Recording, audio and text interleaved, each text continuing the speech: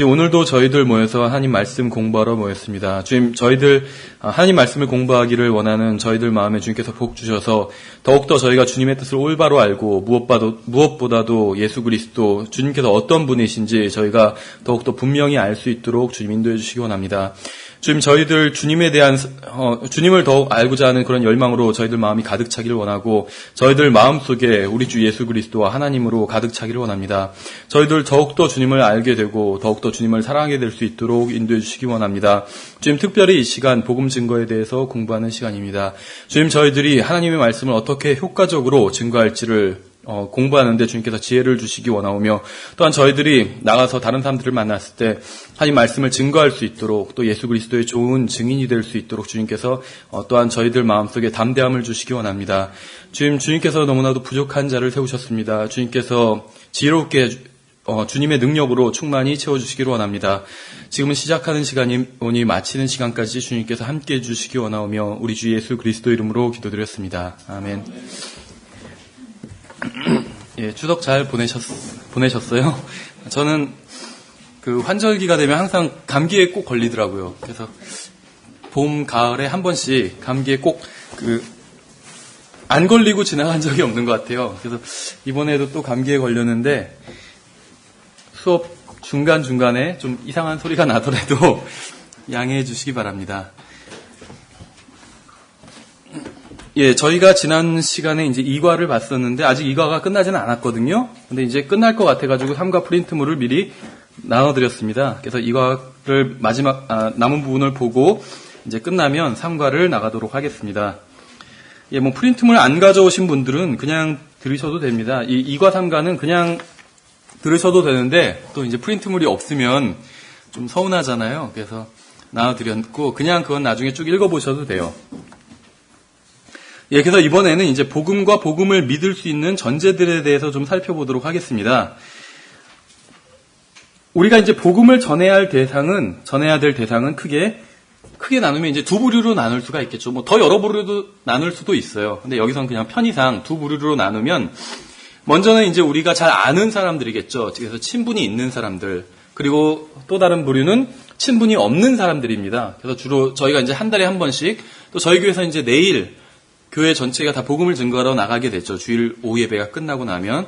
그래서 그렇게 주일 오후 예배가 끝나고 복음을 증거하러 나가면 이제 친분이 없는 사람들에게 증거하는 것이죠. 예, 그래서 우리가 친분이 있는 사람들과 친분이 없는 사람들, 이렇게 두 부류의 사람들에게 복음을 전하게 됩니다. 친분이 있는 사람이나 친분이 우리랑 없는 사람이나 우리가 전해야 될 메시지 자체는 사실은 동일합니다. 근데 이제 그 메시지를 어떻게 좀 강약을 조절할까? 그런 차이가 좀 있겠죠. 아무래도 밖에 나가서 복음을 전하다 보면 좀 더 요약해서 좀 더 함축해서 그렇게 복음을 전해야 되겠죠. 그리고 이제 우리가 아는 사람들, 잘 아는 가족이나 친구나 이런 사람들에겐 복음을 설명해 줄 시간이 많이 있잖아요. 그래서 좀 더 자세하게 이렇게 복음을 전할 수가 있습니다. 그래서 접근 방법이 약간 좀 차이가 날 수밖에 없어요. 그러나 전해야 될 메시지는 동일하다는 것이죠. 그래서 특히 이제 먼저 우리가 이제 잘 아는 사람들에게 복음을 전할 경우를 생각해 본다면 전제가 될 수 있는 부분을 충분히 언급하는 것이 좋습니다. 그래서 저희가 지금 저희 교회에서 주일 이제 오후 시간에 또 점심 시간 이후에 량성 목사님이 교회에 나오지만 아직 복음을 받아들이지 않은 사람과 그다음에 이제 복음을 받아들이긴 했지만 아직 잘 모르는 사람들, 그러니까 제대로 더 정확히 좀 알아야 될 필요가 있는 사람들, 이런 사람들을 대상으로 이제 복음을 전하고 있는데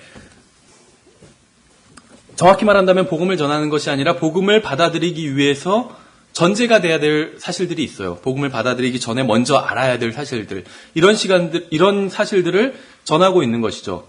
그런데 이제 지금 그렇게 라인성 형제님이 인도하는 그 작은 성경 공부 모임에 계속 참여해서 듣는 사람들은 복음을 받아들인 사람이건 안 받아들인 사람들이건 간에 계속 교회에 일단 규칙적으로 나오는 사람들이거든요. 그렇기 때문에 이제 복음을 믿기 위해서 알아야 될 그런 전제가 될 사실들을 충분히 지금 시간을 내서 충분히 전하고 있는 것이에요. 그런데 우리가 밖에 나가서 복음을 전할 때는 이런 부분들이 좀 생략될 수 있다는 것입니다. 근데 이제 상대방이 시간이 많이 있을 때, 우리가 그 사람한테 복음을 증거할 시간이 많이 있을 때는 충분히 필요한 얘기들을 다 하는 것이 중요하겠죠. 그래서 전에도 말씀을 드렸지만 일단 복음을 받아들이기 위해서 이제 인정해야 될 것이 크게는 세 가지가 있습니다. 첫째는 하나님의 존재겠죠. 하나님의 존재. 하나님의 존재부터 먼저 받아들여야 돼요. 하나님의 존재. 그리고 두 번째는 이제 하나님의 존재를 받아들인 사람에겐 이제 성경에 대해서 증거할 수 있는 것이겠죠. 그래서 성경은 사실이다. 뭐 이런 주제로 이렇게 강연을 하는 것들도 있는데 하나님께서 존재하시고 그 하나님께서는 그러니까 창조주인 하나님께서 존재하시고 그 하나님께서는 아무런 증거 없이 우리를 내버려 두신 것이 아니라 자신이 어떤 특정한 방법을 통해서 자기 자신을 우리에게 알려주셨다. 다른 말로 하면 계시하셨다.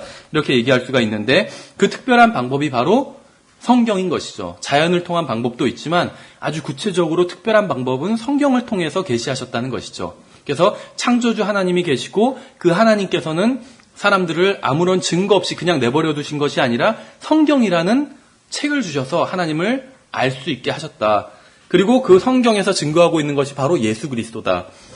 이렇다고 말씀을 드렸었죠. 그래서 복음을 받아들이기 전에 먼저 상대방이 충분히 납득해야 되는 것이 세 가지가 있는데 첫 번째가 하나님의 존재고 두 번째는 성경은 진리다. 성경은 사실이다. 이런 것이고 세 번째가 바로 예수 그리스도에 대한 것입니다. 이제 예수 그리스도에 대한 것에 와서는 복음과 관련이 있겠죠. 그런데 먼저 성경에서는 이제 복음이란 말이 나와요. 근데 이제 복음이란 말 자체는 사실은 하나님의 말씀과 관련이 있습니다.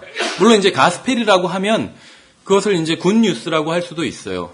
그렇죠. 근데 그 복음이란 말을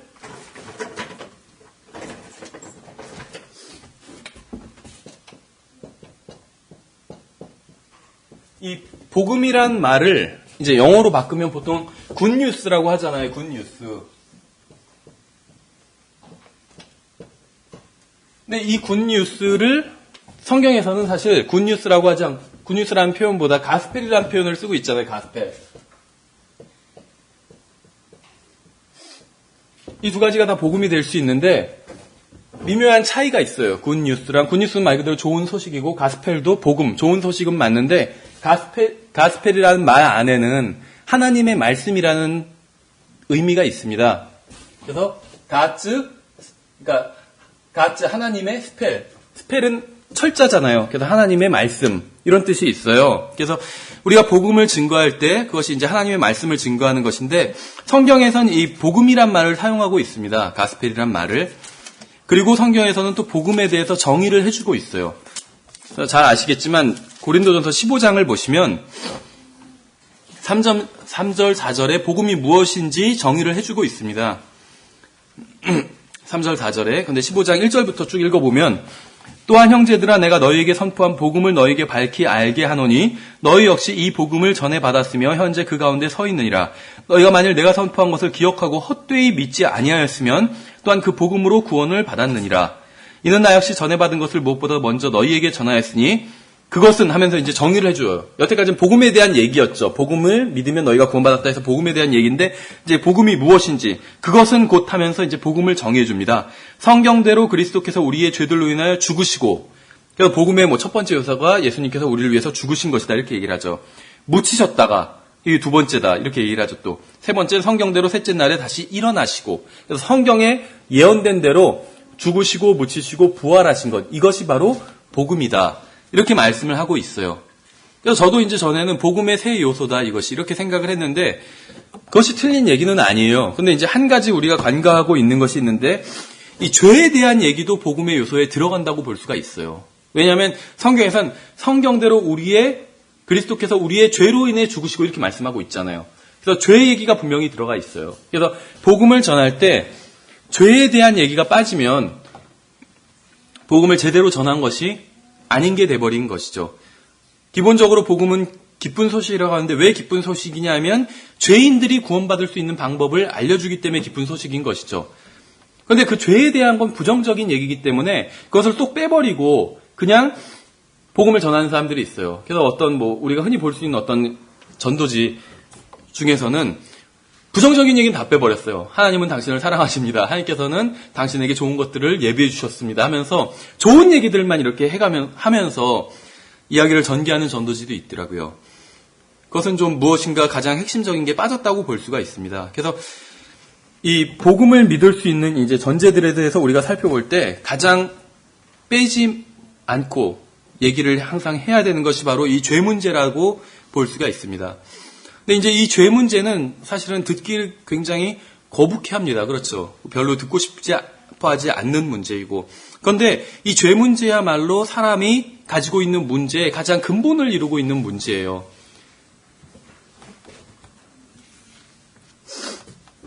근데 이제 나가서 사람들이랑 얘기를 해보면 사람들이 자기의 문제가 죄 문제 때문에 다 야기된 것이다. 죄 문제 때문에 자기가 이렇게 고생하고 있고 여러 가지 문제에 봉착한 것이다. 이렇게 생각하지는 않는다는 것이죠. 사람들은. 그렇죠. 나가서 얘기를 해보면 자기가 처한 문제, 그게 저 죄 때문에 문제가 됩니다. 이렇게 얘기하는 사람은 아무도 없어요. 그렇게 생각하는 사람 아무도 없고.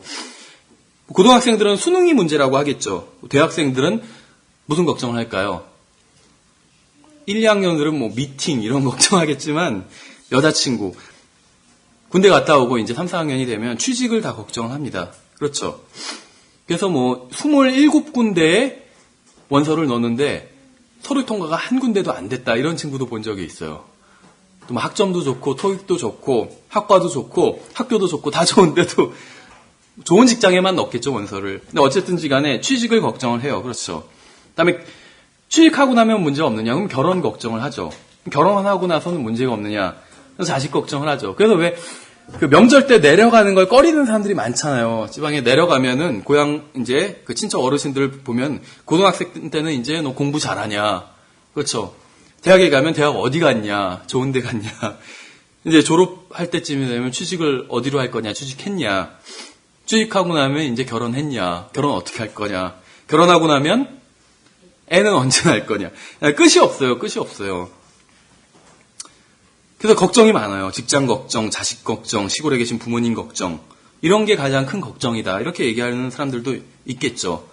병원에 가면은 환자들이 걱정을 하잖아요. 그렇죠.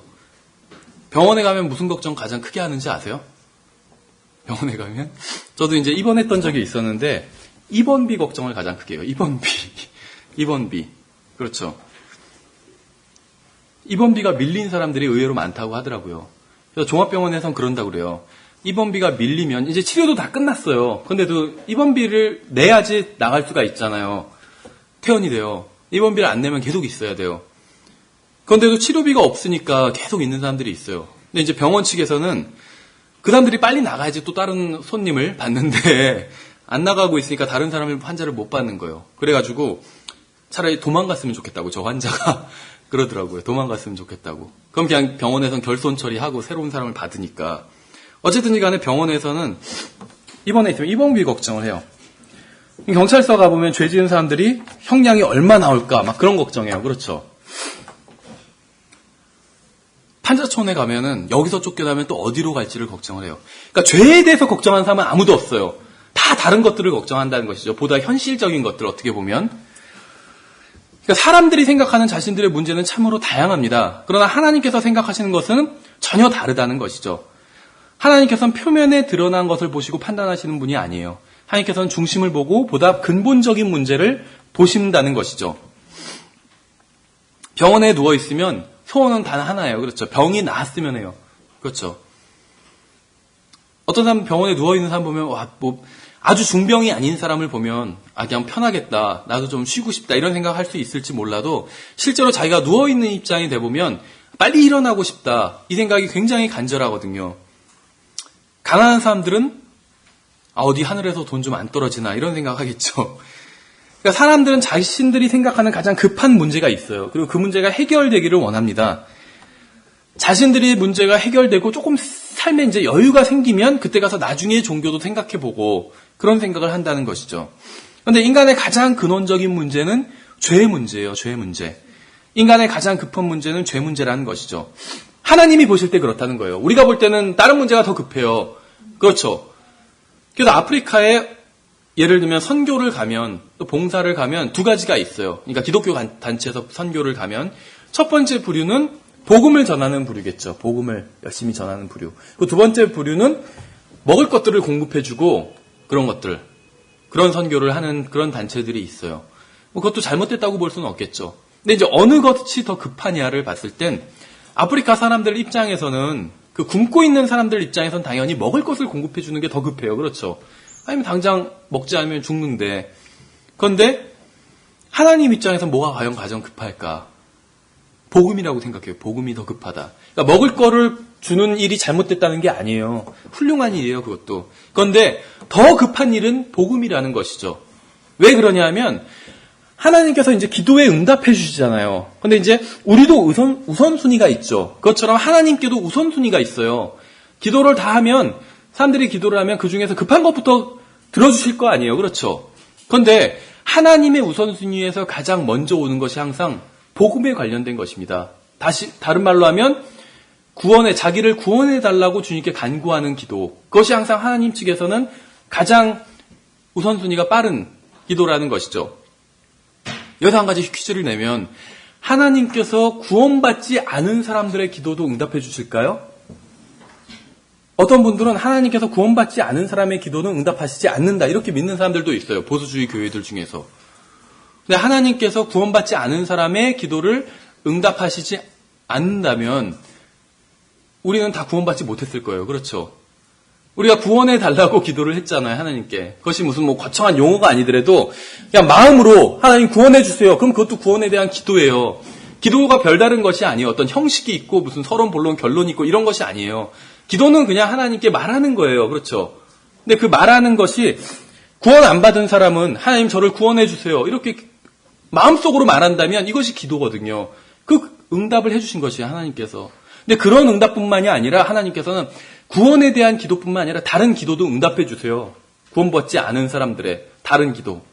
예를 들면 우리가 본 그 고넬료 같은 경우에 전도자를 보내주세요. 응답해 주셨잖아요. 그렇죠.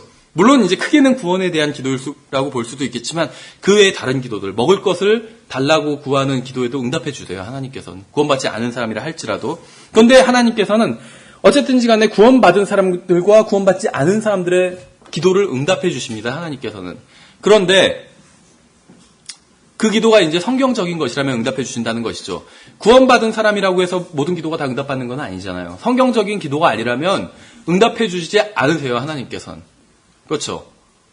아무리 신실하게 믿는 사람이고 성경을 많이 알고 주님을 위해서 열심히 일하는 사람이라 할지라도 비성경적인 기도를 한다면, 예를 들면 로또에 당첨되게 해주세요. 이런 기도. 그런 기도 하는 사람이 있을까요? 그리스도인 중에? 있어요. 성경대로 믿는 사람 중에서도 있을까요? 있어요. 진짜로 봤어요. 동기도 선해요. 자기가 로또에 당첨되면 이 돈을 그 전도지를 찍고 좋은 일, 그리고 사역자들을 돕고 이런 일에 쓰겠다. 자기는 그래서 그렇게 기도하고 실제로 복권도 산다. 이런 간증도 들은 적이 있어요. 근데 응답은 못 받더라고요. 왜냐하면 하나님께서 그 형제를 사랑하시기 때문에 응답 안 해주시는 것 같아요. 그건 하나님의 법칙에 어긋나거든요.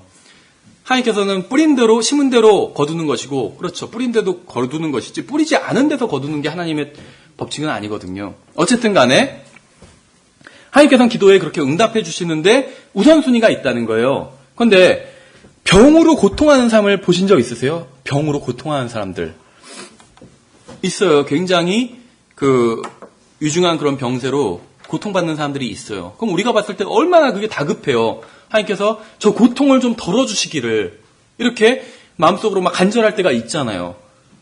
굉장히 다급한 기도인 건 사실이에요. 그것이. 근데 그거보다도 더 하나님의 우선순위에 있는 것은 바로 죄인들이 구원해달라는 기도예요. 그렇죠. 병을 고쳐주세요. 아니면 지금 제가 먹을 것이 없으니까 먹을 것을 주님께서 공급해 주세요. 이런 기도들. 나쁜 기도가 아니에요. 좋은 기도예요. 우리가 조지 뮬러의 간증이나 이런 것을 보면 저녁에 지금 먹을 게 없어요. 고아들을 기르고 있는데. 또 자기 먹을 게 없다는 것이 아니라 고아들, 불쌍한 아이들을 기르고 있는데 걔네들이 지금 점심까지만 먹을 게 있고 저녁부터는 굶어야 돼요. 그래서 그냥 하나님께 기도를 하는 거예요. 근데 조지 뮬러가 참 훌륭한 게 좋은 일을 하잖아요. 다 들으면 누구나 다 공감할 수 있는 일들인데도 사람들에게 홍보하고 다니지 않았어요. 이런 일을 하니까 좀 지원해 주시죠. 그렇게 얘기한다고 해서 그게 뭐 잘못됐다. 저는 그렇게 생각은 안 해요. 근데 그러고 다니질 않았어요. 하나님께만 알렸어요. 하나님께만. 하나님. 왜 하나님이 열쇠를 쥐고 계시다 이렇게 믿었던 거죠. 그래서 자기의 궁핍함을 하나님께만 알렸어요. 그래서 하나님께서 사람을 통해서 응답해 주신다는 거예요. 그래서 뭐 그런 간증 많잖아요. 조지 뮬러의 어떤 자서전을 보면 어떤 사람이 빵 공장을 하는데 예를 들면 빵이 지금 유통기간이 간당간당해요. 근데 유통기간 하루 지난 거 먹어도 괜찮거든요.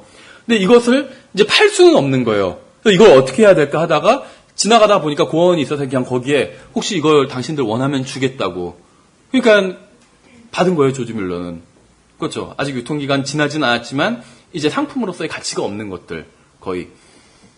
기도의 응답이겠죠. 어쨌든지 간에.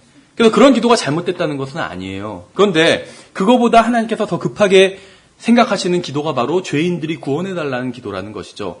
왜냐하면 우리가 지금 돈이 없습니다, 주님. 월세를 내야 되는데 돈이 없어요. 일자리도 없어요. 주님 응답해 주십시오. 그런 기도 잘못된 기도 아니죠. 응답해 주실 거예요, 주님께서 분명히. 그런데 그 기도보다도 더 긴급한 기도는 구원해달라는 기도예요. 그래서 구원해달라는 기도는 항상 주님께서 즉각적으로 응답해 주십니다. 그렇죠. 여러분들 기도가 즉각적으로 응답받으신 적이 있으세요? 거의 없어요, 저는. 거의 없어요. 기도를 하고 나중에 돌이켜보니까 응답을 받았어요. 그것도 감사한 게 내가 원하는 응답이 있었잖아요. 근데 그게 아니라 더 좋아요. 저는 내가 원하는 대로 그대로 응답받은 적은 굉장히 적어요. 무엇을 해주세요 이렇게 했는데 그렇게 응답을 받은 적이 굉장히 적어요. 근데 가만히 생각해보니까 내가 구하는 것보다 훨씬 더 좋은 걸로 응답해 주셨더라고요. 그래서 감사하더라고요. 근데 그렇게 나중에 깨달은 게 올해 1년 후, 2년 후 이렇게 돌아보니까 어떤 건 10년 후에 돌아보니까 제가 10년 전에 어떤 걸 구했는데 지금 생각해보니까 응답해 주시지 않고 주님께서 다른 것으로 응답해 주셨는데 그게 훨씬 더 좋은 것이더라고요. 그랬던 적이 있어요. 그런데 즉시 응답해 주셨던 것이 저는 부끄럽게도 굉장히 적어요. 그런데 하나님께서 죄로부터 구원해달라는 이 기도는 즉시 응답해 주신다는 것이죠, 항상. 그래서 아프리카에 가서 선교를 하면서 빵을 공급해주고 음식을 공급해주고 의료적인 어떤 지원을 해주고 이런 것이 잘못된 것은 아니에요. 그러나 그것보다도 더 먼저 해야 되는 것이 바로 복음 증거라는 것이죠. 그렇죠. 예, 그래서 하나님께서는 누구나 원하기만 한다면 즉시 바로 즉각적으로 그 순간 해결해 주시는 문제가 바로 죄 문제라는 것입니다. 그러니까 사람들은 수능이 문제고 뭐가 문제고 이런 식으로 직장이 문제고 가족이 문제고 뭐가 문제고 이렇게 얘기하지만 하나님이 보셨을 때 가장 긴급한 문제는 죄 문제라는 것이에요. 그래서 이 죄 문제를 해결해 달라고 기도를 하면 즉시 해결해 주신다는 것이죠. 그것은 가장 급한 문제이기 때문에 그 외의 다른 문제들은 즉시 해결해 주시지 않는 것들도 많이 있어요. 왜냐하면 가장 급한 것은 아니기 때문에 그렇다는 것이죠. 그래서 누구든지 더러운 죄를 씻고 싶은 사람은 즉시 깨끗함을 받을 수 있다는 것이요. 누구든지 원하는 사람은 즉시 용서받을 수 있다는 것입니다. 그래서 지난번에 복음에 대해서 말씀드리면서 복음은 IQ 문제가 아니라고 말씀을 드렸죠. 똑똑한 사람 중에도 예수님을 믿는 사람이 있고 똑똑한 사람 중에 예수님 믿지 않는 사람이 있어요. 예수님 믿는 사람 중에 멍청한 사람도 있고 안 믿는 사람 중에서도 멍청한 사람이 있어요. 그러니까 IQ의 문제가 절대 아니에요. 선택의 문제고 다른 말로 또 한다면 원하느냐 원하지 않느냐의 문제예요. 그렇죠. 그래서 이제 우리가 할 일은 복음을 증거해요. 그럼 원하는 사람은 그것을 받아들이겠죠. 원하지 않는 사람은 아무리 복음을 잘 증거한다 할지라도 거절해요. 그렇죠. 아무리 훌륭한 목사님이 복음을 증거한다 할지라도 원하지 않는 사람은 거절한다는 것이죠. 그럼 우리는 어떻게 해야 되냐? 다른 사람에게 가면 돼요. 그 사람한테 복음을 증거했으면 그 사람이 받아들이고 안 받아들이고 이제 그 사람의 문제라는 것입니다. 물론 이제 그 사람이 받아들일 수 있게끔 정말 성의 있게 잘 전해야 되겠죠. 근데 어쨌든지 간에 우리의 임무는 복음을 증거하는 것이고 복음을 증거했다면 그 다음에 그 사람이 받아들이고 안 받아들이고는 그 사람과 하나님과의 문제라는 것이죠. 그래서 원하는 사람은 그러니까 복음은 원하느냐 원하지 않느냐 이것의 문제일 수 있다는 것이요. 받는 사람 입장에서는. 그렇죠. 그래서 원하는 사람은 누구든지 죄 문제를 해결할 수 있는 방법을 성경에서는 마련해 주셨다는 것이죠. 그런데 그것을 원하지 않으면 해결받을 수 없는 것이겠죠.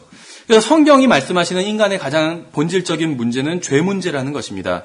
인간이 죄인이기 때문에 고생과 수고를 하게 되는 것이죠.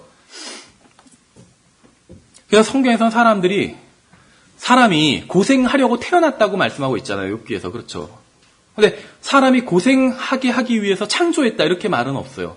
고생하기 위해서 창조되었다 이런 말은 없어요. 그렇죠? 왜냐하면 창조된 사람, 엄격한 의미에서 말한다면 우리도 창조되었지만 창조된 사람은 아담과 이브잖아요. 근데 아담과 이브는 고생하려고 창조된 건 아니거든요. 하나님과 교제를 나누고 하나님을 영광스럽게 하기 위해서 창조되었어요. 근데 태어난 사람들, 아담과 이브의 자손들은 다 고생하려고 태어났다는 것이요. 아담과 이브의 그 의도적인 불순종으로 인해서 그렇게 된 것이죠. 여기 지금 모인 분들은 다 예수 그리스도를 믿고 구원을 받으신 분들일 거예요. 아마도. 그렇죠. 그래서 여러분들은 대부분 예수 그리스도의 보배로운 피로 죄 문제를 해결했을 것입니다. 아마도. 그렇죠. 그래서 우리는 인간의 가장 근본적인 문제가 죄 문제라는 사실에 성경의 지적에 동의를 합니다. 근데 이제 문제는 우리가 나가서 복음을 전할 때 우리가 전하는 그 복음을 듣는 사람들은 그렇게 생각하지 않는 경우가 많다는 것이죠. 그래서 이제 여기에 복음 증거에 어려움이 있는 것이요. 정확히 말한다면 복음 증거는 어렵지 않지만 그 사람을 상대방을 설득해서 예수님을 믿게 하는 일엔 어려움이 있다는 것이죠. 이제 제가 여기서 복음이란 말씀을 드렸는데 사실은 성경을 공부해 보면 또 우리가 나중에 세대주의를 공부해 보면 이 여러 종류의 복음이 나옵니다. 그렇죠. 그래서 지금 주일 오후에도 이제 종말론 시간에 여러 종류의 복음을 우리가 앞부분에서 공부를 해봤어요. 그래서 뭐 왕국 복음도 있고 은혜의 복음도 있고 영원한 복음도 있고 여러 가지 종류의 복음이 나옵니다. 근데 우리가 살펴본 것처럼 고린도전서 15장에서는 이제 은혜의 복음에 대해서 증거하고 있어요. 왕국 복음이 아닌 은혜의 복음에 대해서 정의하고 있는데 바로 예수 그리스도께서 우리의 죄로 인해서 죽으시고 묻히시고 부활하셨다는 것이죠. 그래서 이것이 복음이라고 하는데 밖에 나가서 사람들에게 이것을 얘기하면 사람들이 이것을 쉽게 받아들이지는 않는다는 것이죠. 그래서 이제 우리가 지금 살펴보는 것처럼 왜 사람들이 복음을 받아들이지 않는지 전제가 다르기 때문에 그런 것이죠. 전제가 다르기 때문에. 사람들이 생각하는 전제가 다르기 때문에 복음을 받아들이지 않는 거예요. 그런데 이제 그것은 그 사람들이 그냥 그렇게 생각할 뿐이지 실제 성경에서 보면 전제는 같아요. 그러니까 사람들이 생각하는 건 아까 말씀드린 것처럼 무슨 뭐 지금 취직이 문제고 뭐 직장이 문제고 뭐가 문제고 집이 문제고 뭐 그런 것들이 문제라고 생각하지만 그런 것들이 문제인 것은 사실이에요. 그러나 그 정말 밑바닥에 있는 것은 죄 문제가 전제가 됐다는 거죠. 죄로 인해서 그런 고통들이 이 땅에 시작되었다는 것이죠. 죄 때문에 그렇다는 것이에요. 그렇죠. 무슨 관련이 있을까요? 지금 뭐 예를 들면 전세 대란 뭐 이런 거 있잖아요. 지금도 전세 대란인지는 잘 모르겠는데 어쨌든 간에 막 전세값이 지금 많이 뛰고 지금 살 집이 없는 사람들한테는 그것이 가장 큰 문제죠. 근데 이것이 죄와 무슨 관련이 있을까요? 관련이 있어요. 하나하나 생각해 본다면. 무슨 말이냐면 지금 서울에 아니면 뭐 지방에도 마찬가지고 그 서울에 있는 집들, 빈 집들이 있죠. 집들과 또 가구들이 있잖아요. 가구 수. 이걸 비교해 보면 집들이 더 많을까요? 가구 수가 더 많을까요? 가구 수. 그러니까 가족 수. 그렇죠. 한 집에 한 가정이 들어가서 살잖아요. 어쨌든지 간에. 혼자 사는 사람도 있지만 혼자 사는 사람도 하나의 가정이라고 해보면 저도 뭐 정확한 통계는 지금 본 지 오래돼서 기억을 하지 못하는데 우리나라 대한민국의 빈 집들의 수와 가정의 수를 비교해보면 빈 집들이 더 많아요. 빈 집들이. 그런데 집 없는 사람들도 많이 있죠. 왜 이런 일이 생겨서 왔을까요? 그냥 일반적인 얘기를 드리는 거예요. 비슷한 얘기들이 많이 있어요. 지금 굶어 죽는 사람이 많이 있어요. 굉장히 많이 있어요. 그렇죠. 특히 아프리카에서는 지금 대부분의 아이들이 굶어 죽고 또 이제 어떤 전염병들, 그것도 이제 아주 기본적인 그런 불치병이 아니라 아주 현대 문명화된 사회에서는 치료하기 쉬운 그런 전염병들로 인해서 굶어 죽고 있습니다. 죽고 있어요. 또 굶어 죽고 있고. 그런데 다시 이제 질문을 바꾸면 이 지구상에 있는 음식 있잖아요. 매일매일 공급되는 음식. 그 음식이 이 지구상에 살고 있는 사람들이 먹을 만큼 양이 충분할까요? 충분해요. 그런데도 굶어 죽는 사람들이 있는 거예요. 그러니까 음식의 양은 충분한데 그럼에도 불구하고 굶어 죽는 사람이 있다는 것이죠. 그래서 이것을 무슨 뭐 부가 집중됐기 때문에 그렇잖아요. 그렇죠. 어떤 사람들은 자기가 하루에 먹을 양식보다 훨씬 더 많은 것들을 갖고 있어요. 그리고 어떤 사람들은 하루에 먹을 양식조차도 없다는 것이죠. 근데 왜 그럼 이렇게 되었냐 하면은 사실은 인간의 죄성 때문에 그렇습니다. 욕심. 그렇죠. 부자가 되려고 하는 욕망. 부자가 잘못됐다는 것이 아니에요. 부자가 되려고 하는 욕망. 그렇죠. 그런 것들. 어쨌든 간에 그래서 그런 것들 때문에 그러니까 인간이 죄가 있기 때문에 그렇죠. 이 사회에 죄가 만연한 것이고 그래서 어떤 굶어 죽는 사람들도 있고 오늘 어디서 자야 될지 모르는 사람들도 있는 것이요. 무조건 이제 이런 어떤 가난한 이유가 부자들 때문에 이런 얘기는 아니에요. 그렇죠. 자기가 게으르기 때문에 그렇게 된 사람들도 있고 자기가 잘못 투자를 해서 또 잘못된 선택을 해서 그렇게 된 사람들도 있어요. 근데 사람들이 만약에 죄성이 없다면 정말 다 선하다면 굶어 죽는 사람은 없겠죠. 확실한 건. 근데 어쨌든지 간에 여러 가지 원인이 있는데 그런 원인들을 계속 따져 들어가 보다 보면 그 밑바탕에는 죄 문제가 있다는 것입니다. 죄 문제가. 그렇죠. 근데 문제가 뭐냐면 사람들은 우리가 복음을 전하려고 얘기를 하다 보면 죄에 대해서 별로 민감하지가 않아요. 죄에 대해서. 왜 그러냐면 그것이 너무나도 자연스럽고 일상적이기 때문에. 그래서 물을 마시듯이 그렇게 죄를 먹고 마신다 이렇게 얘기하고 있잖아요. 성경에선. 그 정도로 죄가 자연스럽다는 것이죠. 그 양심이 무뎌졌고. 그래서 그것을 일깨워서 그 사람에게 죄를 지적하기란 굉장히 어려운 일이라는 것이죠. 그래서 성경에서는 사람이 너무나도 극심하게 죄악된 존재이기 때문에 사람들 자체만 괴롭다고 얘기하고 있지 않아요. 로마서에서는 뭐라고 했냐면 피조 세계 전체가 다 괴로워하고 있다고 그래요. 신음하고 있다고. 그래서 왜 그 성난 하나님의 손안에 떨어진 죄인들이라는 조나단 에드워즈 목사님의 그 설교에서 무슨 얘기를 하고 있냐면 당신으로 인해서 이 세상 전체가 지구 자체가 신음하고 있고 고통스러워하고 있다. 그렇게 얘기를 하거든요. 성경에 나온 얘기잖아요. 그렇죠. 그러니까 사람이 얼마나 죄악된 존재냐 하면 인간으로 인해서 이 세상이 부담을 느끼고 있다는 거예요. 이 세상을 망치고 있는 게 사람이잖아요. 그렇죠. 그래서 왜 전에 우리 수련회 갔을 때도 그 주제로 차한 박사님이 설명을 하셨지만 매트릭스라는 영화에서도 거기서 이제 스미스 요원이 모피어스라는 사람한테 하는 말이 그거거든요. 이 세상에서 지구를 망치는 존재가 두 가지가 있다. 환경을 망치는 존재가. 그것이 바로 바이러스와 인간이다. 그래서 여기서 한 지역을 소진시키고 나면 다른 지역으로 이동해서 또 그 지역을 소진시키면서 망친다. 다른 동물들은 다 조화를 이루면서 사는데 인간만 그러지 않는다. 이런 얘기를 하는데 어느 정도는 사실이죠. 그래서 예전에 재밌는 얘기를 들은 적이 있어요. 담배는 친환경적이다. 이런 얘기 들어보신 적 있으세요? 담배가 친환경적이래요. 친환경적. 친환경적이라는 건 환경을 해치지 않고 환경을 위한다는 거죠. 근데 담배가 친환경적이래요.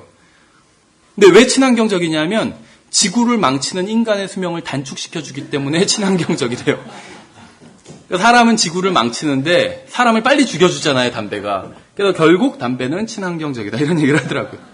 그러니까 그 정도로 사람들은 사람이 존재한다는 것 자체가 지구에 부담이 되고 사람을 제외한 다른 모든 것들에 다 부담이 돼요. 그렇죠. 어쨌든지 간에 사람들 때문에 멸종하는 거예요. 이 동물들도. 환경이 망가지고. 그렇죠. 지금 계속 사막화 돼가고 있잖아요. 사막화. 중국도. 그래서 황사가 부는 거잖아요. 사막화가 왜 되느냐?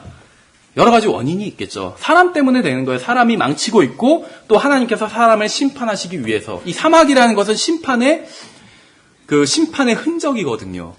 그래서 왜 전 우주적으로 봐도 다 물이 없고 사막화돼 있잖아요. 물이 없으면 사막화되잖아요. 심판의 흔적이에요. 전 우주적으로. 그래서 막 물을 찾아서 로켓을 쏘아 올리잖아요. 그래서 물의 흔적. 그래서 기껏 발견한 게 물을 발견한 것도 아니고 물의 흔적, 물이 지나가는 흔적이 있다. 그런 거 발견하잖아요. 막 그래서 대단한 발견이라는 듯이 얘기하는데 성경을 보면 나와 있어요. 물이 지나간 흔적이 당연히 있어요. 하나님께서 물로 심판하셨기 때문에 전 우주를 노아 홍수 얘기하는 게 아니에요. 지구도 물로 심판하셨지만 그것과 별개로 전 우주를 물로 심판을 하셨어요. 그것이 창세기 1장 1절과 1장 2절에 있었던 일이에요. 그렇죠. 어떤 사람들은 이것을 갭 시오리라고 부르는데 간극 이론 이렇게 부르는데 성경에 보면 간극 이론이 아니라 간극 진리죠. 진리예요. 있었던 일이기 때문에. 예, 그래서 사람들의 문제는 죄 문제고 죄 문제로 인해서 이런 모든 다른 문제들, 부가적인 문제들이 다 야기가 됐어요. 결과적으로는. 근데 사람들이 그것을 모른다는 것이죠. 이것이 죄 문제 때문에 이렇게 됐다는 것을. 그리고 사람들의 눈으로 봤을 때는 심판은 굉장히 멀기만 하다는 거죠. 악인들 중에 다 고통을 당하는 것도 아니고, 그렇죠. 다 형벌을 받는 것도 아니고, 그렇다는 거예요. 악인이 잘 사는 모습. 그렇죠. 이것은 너무나도 우리는 많이 봤어요. 그러니까 죄를 짓는다고 해서 바로 심판을 받는 것도 아니죠. 또 이 세상에서는 또 돈을 쓰고 백을 쓰면은 다 재판도 자기 유리하게 그렇게 돌아갈 수가 있잖아요. 그런데 하나님의 심판은 그렇지 않다는 거죠. 멀리 있는 것 같지만 어느 날 갑자기 폭풍처럼 닥쳐와서 모든 불의를 심판하고 모든 인간을 그 행위대로 심판하신다고 하나님께서 성경에 기록하셨다는 것입니다. 우리의 인생은 지나가는 길과 같아요. 지나가는 길과 같아요. 어떻게 보면 터널과 같습니다. 터널과 같아요. 그래서 우리의 인생 자체는 종착지가 아니라는 것이죠. 그래서 제가 지난 시간에도 그런 말씀을 드렸죠. 그리스도의 심판석에서 우리가 얼마만큼 이 터널을, 이 인생을 잘 지내왔는지 하나님의 뜻대로 그것을 주님께서는 물으실 것이에요. 각자마다 다 다를 수는 있겠죠, 질문이. 근데 어쨌든지 간에 우리가 얼마만큼 인생을 잘 사용했는지 또 하나님의 뜻대로 잘 살았는지 그것을 물으실 것이지 뭐 좋은 대학에 갔는지 좋은 집에서 사는지 좋은 직장을 갖게 됐는지 수입은 얼마였는지 이런 거 묻지 않으실 거라는 것이죠. 그렇죠. 그런 건 선볼 때나 묻는 것이지 그리스도의 심판석과는 관련이 없어요. 그렇죠. 왜 죄 문제가 가장 큰 문제냐면 뭐 당연한 얘기겠지만 죄가 있는 사람은 하나님께서 예비하신 곳에 들어갈 수 없기 때문에 그렇다는 것이죠. 죄가 있는 사람은 하나님께서 예비하신 곳에 절대로 들어갈 수가 없어요. 자기가 들어가도 거기가 자기와는 맞지 않는다는 걸 알게 될 거예요. 그렇죠. 그래서 죄가 있는 사람, 죄 문제를 해결받아야 되고 또 정확히는 지금 잘 모르겠지만 우리가 하늘나라에 셋째 하늘에 들어가기 전에 우리 죄성이 분명히 다 제거가 될 거예요. 그렇죠. 그건 확실해요. 그렇지 않다면 하늘나라가 황금길로 그렇게 해두셨을 리가 없어요. 죄성이 있다면 황금길이 아니라 그냥 보도블럭으로 해놨겠죠. 그래야지 뜯어가도 괜찮잖아요. 보도블럭이 아니라 지금도 가끔 뉴스에서 보면 이 뭐 하수구 이렇게 있는 맨홀 구멍이 있잖아요. 쇠로 된 거. 그걸 다 뜯어가잖아요. 그걸 녹여서 팔려고. 근데 하물며 하늘나라 황금길로 돼 있는데 다 뜯어가겠죠. 그걸 죄성이 제거되지 않는다면. 그렇죠. 밤에 뜯어갈 텐데 문제는 거긴 또 밤이 없잖아요. 낮에 뜯어가겠죠. 모퉁이부터 막 살살살 뜯어가기 시작하겠죠. 근데 죄성이 제거됐기 때문에 그런 일이 일어나지 않는다는 거죠. 성경에 그런 건 기록되어 있지는 않아요. 그렇죠. 황금길을 거닌다고 그랬지 그걸 뜯고 있다고 하진 않으니까. 그러니까 죄성이 분명히 제거됐을 거라는 거예요. 근데 죄성이 있는 사람이 가면 견뎌내실 수가 없다는 거예요. 뜯고 싶어가지고 막 들어올 거 아니에요. 그렇죠. 아무도 없는데 막 여기 현금이 막 널려 있어요. 그 길이 나 있어요. 그럼 그 길 따라 그냥 걸으실 수 있으세요? 힘들걸요? 큰 가방이 있어요. 나는 게다가. 아무도 없고 감시 카메라도 없어요. 막 쓸어 담을 거라고요. 그러면 누구나가. 그렇죠. 그럴 것 같아요. 저는. 여러분도 마찬가지일 것 같아요. 저만 그러는 게 아니라. 그러니까 결국엔 죄성이 없는 사람이 가면 굉장히 괴롭다는 거예요. 그래서 왜 제임스 한스 목사님이 이런 얘기를 하더라고요. 하늘나라에 대해서 복음을 전할 때 얘기를 하면 사람들이 잘 받아들이지 않는다고. 그래서 어쩔 수 없이 이제 지옥에 대해서 얘기를 하게 되는데 생각해 보세요. 보통 이제 젊은이들한테 하늘나라에 대해서 얘기하면서 거기에는 나이트클럽도 없고 술집도 없고 술 마실 일도 없어요. 그렇죠. 어떤 세상적인 여자들과 놀아나는 일도 없다. 그럼 와 가고 싶어요. 그런 사람 있을까요? 없어요. 가기 싫은데요. 그럴 것 같아요. 근데 착각하는 게 지옥에도 그런 건 없어요. 그렇죠. 사람들이 착각하는 게 지옥에 가면 막 그런 뭐 나이트클럽 있고 막 지옥에서 무슨 막 휘황찬란한 데서 그렇게 놀 줄 아는데 하늘나라에도 없지만 지옥에도 그런 건 없어요. 근데 죄성이 없는 사람이 들으면 가고 싶어요. 그렇죠. 근데 죄성이 그대로 있는 사람이 들으면 가기 싫어요. 따분할 것 같아요. 그렇죠. 무슨 이상한 무슨 그 할아버지 할머니들 막 거룩한 것 같은 그런 분들 아니면 뭐 고승 그런 아니면 성자 이런 사람들이랑 같이 있어야 된다 얘기를 들으면 따분할 것 같잖아요. 그렇죠. 신나게 놀고 싶은데. 근데 죄성이 제거된 사람은 그곳이 즐거워요. 하늘나라가. 죄가 없는 곳이기 때문에. 근데 우리는 아직 상상이 안 돼요. 그렇죠. 완전히 제거되지가 않았기 때문에 죄의 욕망이 아직도 있어요.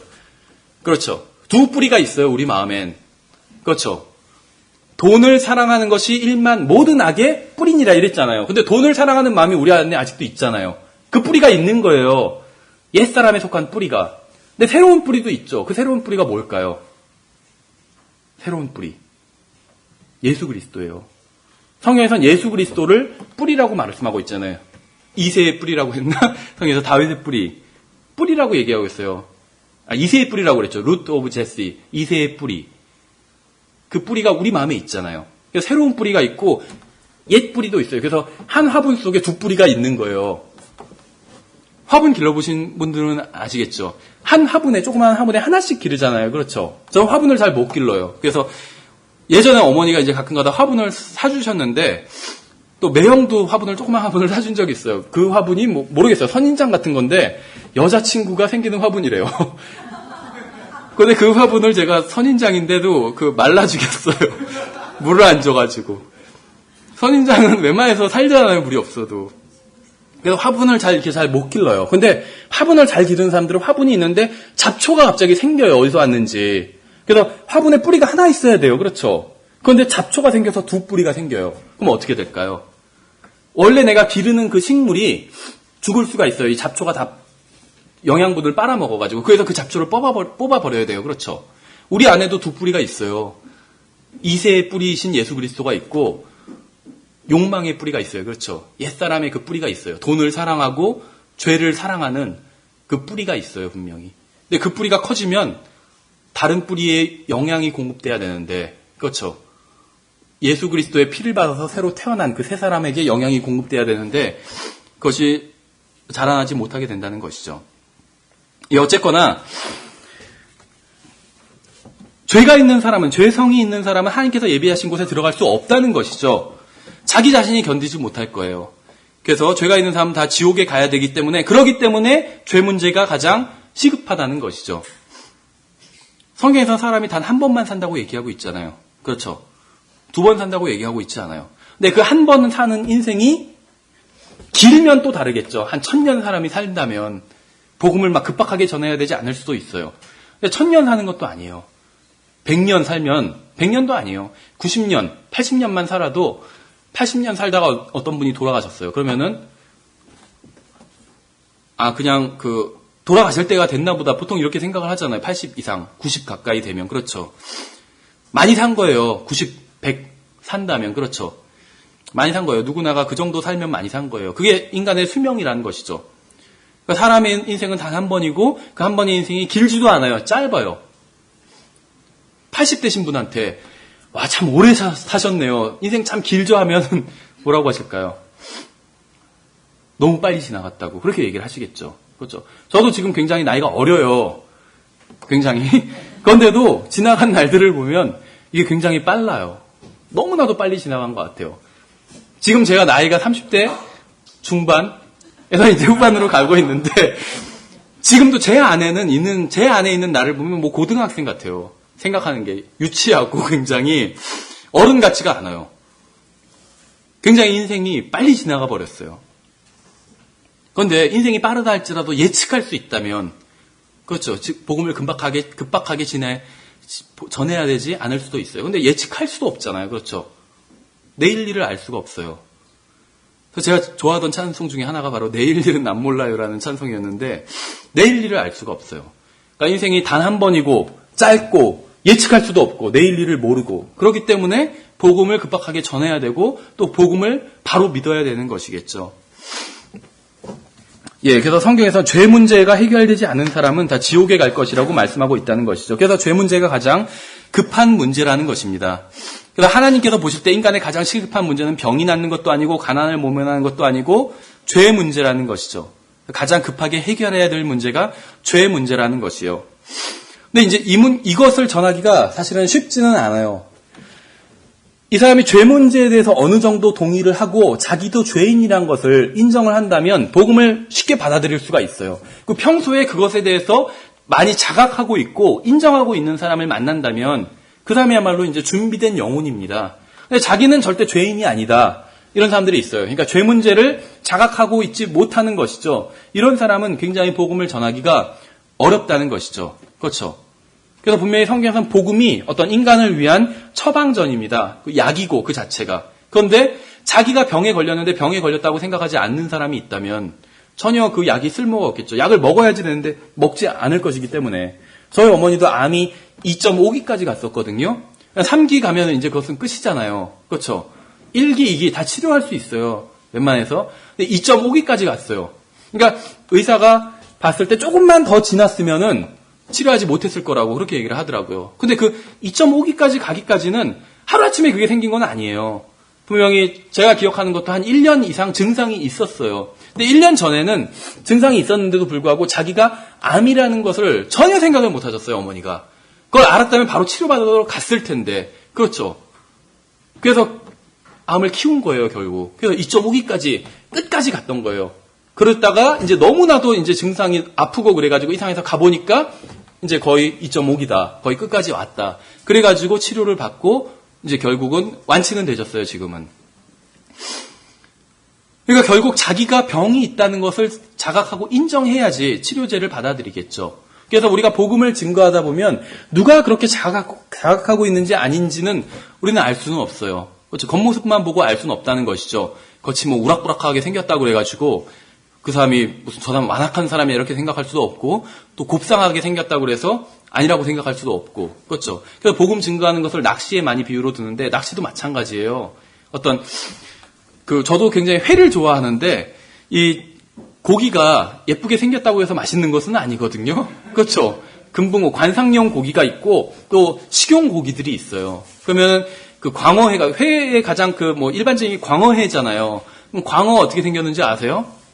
예쁘게 생기지 않았어요. 정말로 이상하게 생기고 비정상적으로 생겼어요. 왜 눈이 한쪽으로 올라와 있잖아요. 그렇죠? 눈이 딱 양쪽으로 돼 있고 무슨 아래 그 지느러미도 예쁘고 다 그렇게 생긴 게 아니야. 납작하게 생겨가지고 눈이 한쪽으로 불쑥 튀어나와 있어요. 근데 그게 가장 일반적인 회고 맛있다는 거죠. 금붕어는 예쁘게 생겼을진 몰라도 드셔보신 분이 있을진 모르겠지만 맛없어요. 광어에 비해서. 그렇죠? 그러니까 결국에는 뭐냐면은 우리가 보기에 저 사람 받아들일 것 같아. 그런 걸로 판단할 수는 없다는 것입니다. 그럼 그 사람이 죄에 대해서 자각하고 있고 그 문제에 대해서 고민하고 있는 사람들, 이 사람들이 이제 준비된 영혼입니다. 근데 우리가 만난 사람이 어떤 사람일지 우리는 알 수 없기 때문에 우리는 무작위로 밖에 나가서 복음을 증거할 때 무작위로 복음을 증거할 수밖에 없다는 것이에요. 그럼 때에 따라서 상대방이 받아들일 수도 있고 안 받아들일 수도 있고 그럼 안 받아들이면 어떻게 하느냐? 그 사람한테 전도주만 주고 가면 되는 거예요. 다른 사람에게. 근데 또 안 받아들이면 어떻게 하느냐? 또 전도주만 주고 또 가면 되는 거예요. 또 안 받아들이면 어떻게 하느냐? 또 전도주만 주고 또 다른 사람한테 가요. 100명, 200명에서 이렇게 하다 보면 언젠가는 준비된 사람을 만날 수도 있겠죠. 그럼 그 사람이 구원받는 거예요. 그러니까 하나님께서 원하시는 방법이 바로 이거라는 거죠. 이게 그렇게 아주 현명한 방법은 아니에요. 그렇죠. 무작위로 어떤 것을 한다는 게 현명한 방법은 아니에요. 그래서 복음 증거의 어리석음으로 구원하기를 기뻐하셨다고 하나님께서 말씀하고 있는 거잖아요. 복음은 어리석지 않은 거지만 복음은 하나님의 지혜예요. 하나님의 능력이고 왜 복음이 하나님의 지혜인 줄 아세요? 누구나 구원받을 수 있기 때문에 하나님의 지혜예요. 선한 행위를 해야지만 구원받을 수 있다. 이게 합리적인 것 같지만 그건 지혜롭지 못한 거예요. 누구나 구원받을 수는 없잖아요. 선한 행위를 할 수조차 쓸 정도로 능력이 없는 사람들도 있어요. 그렇죠. 그 사람들은 구원받을 수가 없어요. 선한 행위로 구원해준다고 한다면. 잘난 사람들만 구원받을 수가 있어요. 선행을 할 수 있는 능력. 그렇죠. 다른 사람한테 예를 들면 선행을 하고 하려면 능력이 있어야 되잖아요. 돈도 있어야 되고. 물론 돈 없이도 어떤 몸으로 떼어서 또 선행을 할 수도 있지만 몸이 건강하지 않은 사람도 있잖아요. 또 돈으로 선행을 하려고 해도 돈이 없는 사람도 있잖아요. 그러면 몸도 건강하지 않고 돈도 없고 그렇다면 선행을 할 수가 없는 거잖아요. 그렇죠. 다른 사람들한테 유익을 끼칠 수가 없다는 거예요. 지식도 없고 아무것도 없어요, 정말. 그러면 그 사람은 선행을 할 게 아무것도 없는 거예요. 마음만으로 선행할 수는 없잖아요. 그렇죠. 그래서 그런 사람들은 구원받을 수 없기 때문에 하나님께서는 선행이 아닌 복음을 선택하셨다는 거예요. 그래서 하나님의 그게 지혜라는 것입니다. 누구나 원하기만 한다면 구원받을 수 있게 방법을 만들어 놓으신 것이죠. 그래서 하나님의 그것이 지혜예요. 그렇지만 복음 증거하는 이 방법 자체는 하나님의 지혜는 아니에요. 그건 어떻게 보면 인간의 어리석음입니다. 무작위로 복음을 증거하니까 누가 믿을지도 모르는데 막 어떻게 보면 시간 낭비하고 있는 걸 수도 있잖아요. 막 죽게 시간을 들여서 설명을 쭉 했는데 이 사람이 나중에는 딱 거절해버리면 시간 낭비한 것처럼 보일 수도 있어요. 사람들이 봤을 땐. 물론 그래도 신실하게 복음을 증거해야 돼요. 그 다음에 지금 내가 증거하는 거엔 받아들일지 않을지 몰라도 다음번에 아니면 두 번째, 세 번째, 네 번째 전도자가 와서 복음을 증거했을 때 받아들일 수도 있기 때문에. 근데 어쨌든 간에 내가 지금 복음을 증거할 때 그 사람이 받아들이지 않는다면 그것이 시간 낭비처럼 보일 수도 있다는 것이죠. 그래서 복음 증거의 어리석음이라고 얘기하고 있어요. 근데 어쨌든지 간에 하나님께서 그것이 선택하신 방법이라는 것입니다. 예, 그래서 우리가 복음을 전하러 나가면 사람들의 가장 근본적인 문제는 죄 문제인데 사람들은 그 사실을 모르고 있다는 것이죠. 근데 이제 우리가 충분한 대화를 통해서는 그 사람의 근본적인 문제가 바로 이 죄 문제에서 시작된 것이다. 다른 말로 하면 고통의 문제. 어쨌든지 간에 이 고통의 문제 자체도 죄 문제 때문에 생겨난 것이잖아요. 그래서 이것을 시간이 충분히 있다면 충분히 설명해 줄 수는 있어요. 그렇죠. 물론 이제 성경을 더 많이 알고 복음 전도의 경험이 많다면 더 능숙하게 설명을 하겠죠. 근데 이제 밖에 나가서 복음을 전할 때 시간이 많은 건 아니잖아요. 모르는 사람들에게 복음을 전할 때는 그때는 이제 이것을 충분히 설명해 주지 못하는 경우들도 있습니다. 그럴 때는 어쨌든지 간에 성경에서 말씀하시는 것들만 증거를 하면 1차적으로는 되는 것이요. 그 다음에 받아들이건 안 받아들이건 하나님께서는 아저씨와 저를 포함한 모든 사람들을 죄인이라고 말씀하고 있어요. 하면서 성경에서 말씀하시는 걸 증거한다면 1차적으로는 복음 증거를 한 것이라는 것이죠. 그걸 받아들일 수도 있고 안 받아들일 수도 있어요. 그 말 한마디에. 성경 인용 하나를 받아들일 수도 있고 안 받아들일 수도 있어요. 근데 그것은 1차적으로 이제 그 사람과 하나님과의 문제라는 것이요. 우리는 일단 증거를 하면 되는 것이겠죠. 그래서 이제 우리가 이제 다른 사람들을 설득하기 위해서는 그 사람의 문제가 죄 문제라는 것을 설명을 하는 게 필요하다는 것이죠. 이 세상에 문제 없는 사람은 없어요. 누구나 다 문제를 가지고 있습니다. 근데 성경에서는 그 문제의 원인이 죄 때문이다 이렇게 말씀하고 있다는 것이죠. 우리가 보기에 아무리 잘 나가고 좋아 보이는 사람이라 할지라도 다 문제를 가지고 있다는 것이죠. 모르겠어요. 누구를 예를 들어야 될지. 이건희 회장 같은 경우에 대한민국에서 그렇죠. 가장 돈이 많은 사람이잖아요. 그 자식들 그렇죠. 봤을 때 별로 문제가 없어 보일 수도 있어요. 그렇죠. 회장님은 아무 문제도 없으시겠죠? 하고 물어보면 굉장히 한심한 사람이구나 하는 눈초리로 쳐다볼 거예요. 그렇죠. 몇 년 전에는 이건희 회장의 딸이 있었는데 자살을 했잖아요. 그렇죠. 이성교제 이런 문제로 자살을 했어요. 우리가 생각할 때는 얼마나 완벽한 환경이에요. 그렇죠. 태어나고 보니까 자기 아버지가 대한민국에서 제일 돈이 많은 사람이에요. 그런데도 불구하고 자살을 했다는 거예요. 문제가 있었던 것이죠. 근데 그 문제가 사실은 죄 문제와 관련이 있었어요. 근데 그걸 몰랐던 것이죠. 그 딸은, 그 가족들은 그걸 몰랐던 것이에요. 높은 자나 낮은 자나 가난한 자나 부자나 어린 자나 나이 든 자나 남자나 여자나 누구나 문제를 가지고 있고 근데 그런데 그 자신들의 문제가 아담이범의 그 후손인 자기 안에 있는 죄 문제 때문이라는 것을 모르고 있다는 것이죠. 그래서 아담의 범죄로 해서 인간은 하나님과 원수가 되었고 하나님께서는 그 범죄로 말미암아 우리의 인생에 고난과 역경을 주셨다는 것이에요. 근데 사람들은 그것을 모르고 있다는 것이죠. 우리가 사람들과 대화를 나눠보면 사람들이 예수 그리스도를 믿지 않는 이유가 다 있습니다. 이유가 있어요. 그러니까 이제 우리가 나가서 불특정 다수에게 전할 때는 이렇게 대화를 깊게 나눠볼 수는 없겠죠. 특히 거리 설교를 할 때, 우리가 이제 나중에 거리 설교에 대해서도 한 시간에 걸쳐서 살펴볼 텐데, 거리 설교를 할 때는 사람들과 대화를 할 수는 없어요. 그렇죠. 대화를 하면서 거리 설교를 할 수는 없어요. 일방적으로 그냥 메시지를 선포해야 돼요. 그리고 이제 개인 구령을 할 때도 깊은 대화를 나누기는 힘들어요. 그렇죠.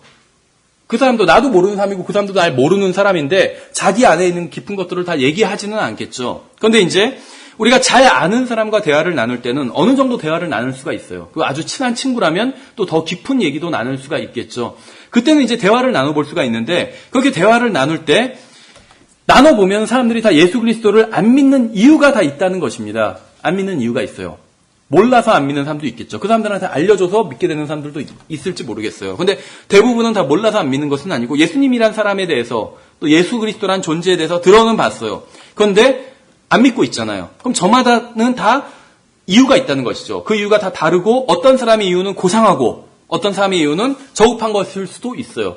어쨌든 간에 안 믿는 특정한 이유가 있다는 것이죠. 그렇죠. 어떤 사람은 예를 들면 자기가 아는 어떤 목사님이 막 이상한 짓을 한다. 아니면 자기가 아는 어떤 집사님이 아니면 자기가 아는 어떤 교회 다니는 사람이 사기를 치더라. 그래서 자기는 예수님을 안 믿는다. 이런 사람도 있을지 모르겠어요. 그렇죠.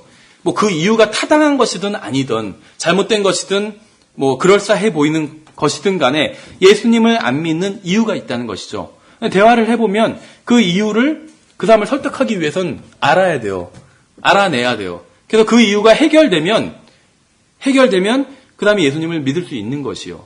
뭐 어떤 사람은 뭐 진화론 때문에 안 믿는 사람도 있어요. 봤어요, 그런 사람을. 쭉 얘기를 하다 보니까는 성경에서 만약에 창조주 하나님이 계시다면 예수님이 무리를 걷건 죽은 사람을 살리건 이것은 어렵지 않다고 자기도 생각을 한다는 거예요. 그렇죠? 절대자 하나님이 있다면 죽은 사람도 살릴 수가 있어요. 그래서 그걸 믿는 거는 문제가 안 되는데 창조되었다는 이 사실을 자기는 받아들이기가 힘들다 이렇게 얘기하시는 분을 본 적이 있어요. 그 이유가 무엇이냐고 하니까 자기가 알고 있는 과학적인 어떤 그런 사실들 때문에 그걸 받아들일 수가 없다는 거예요. 자기도 이제 진화론이 잘못됐다는 거는 인정을 하는데 그렇다고 해서 창조론을 받아들이기에는 어떤 것들을 좀 자기가 알고 있는 사실을 건너뛰어야 된다는 것이죠. 그래서 그 하나님을 받아들이기가 어렵다. 자기가 실제적으로 이렇게 얘기를 하더라고요. 근데 지금은 그분도 예수님을 믿고 있어요. 근데 이제 그분이 예수님을 믿지 않을 때는 그런 식으로 얘기를 하더라고요. 그러니까 분명히 이유가 있던 것이죠. 그래서 이제 그분은 창조론에 대한, 진화론에 대한 것이었기 때문에 이제 그런 부분을 더 자기가 이제 솔직히 얘기를 하니까 그래서 그 부분을 더 이제 집중적으로 얘기를 했던 적이 있습니다.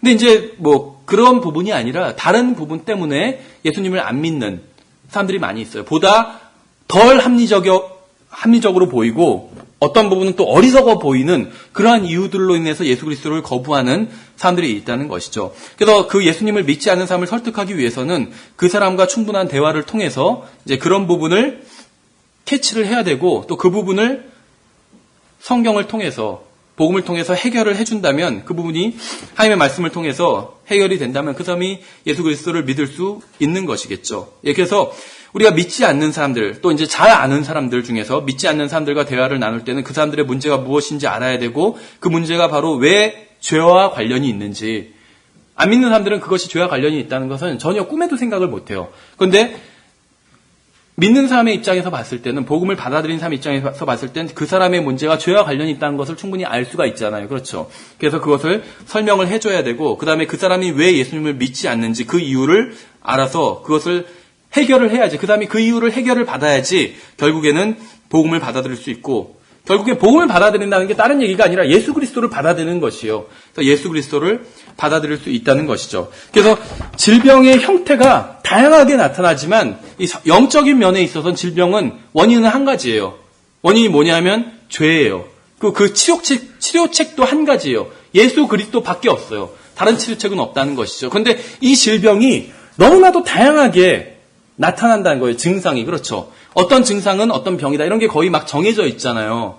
그런데 영적인 질병에 있어서는 증상이 너무나도 다양하다는 것이에요. 그런데 우리가 그걸 진단하는 게 그렇게 어렵지는 않다는 것이에요. 왜냐하면 원인은 죄 문제이기 때문에 언제나. 그렇죠. 예, 그래서 우리를 잘 아는 사람들, 친한 사람들에게 복음을 전할 때, 그러니까 얘기를 충분히 할 수 있는 사람들에게 복음을 전할 때는 그들이 왜 예수 그리스도를 믿지 않는지 들어보는 일이 필요하다는 것입니다.